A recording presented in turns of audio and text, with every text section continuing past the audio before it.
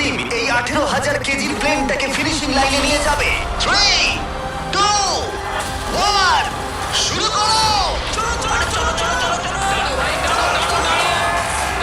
আর এই তিনটে টিমের মধ্যে যে টিম এগিয়ে যাবে তাদের এই বিশাল জেট ইঞ্জিনের শক্তি সহ্য করতে হবে আর সহ্যের কঠিন পরীক্ষাও দিতে হবে। তাহলে দেখা যাক। আমরা শাটডাউন করলাম একটা গোটা শহরকে 24 ঘন্টার জন্য, কিন্তু প্রথমে দেখবো কোন টিম এই ফিনিশিং লাইনটাকে ক্রস করতে পারে।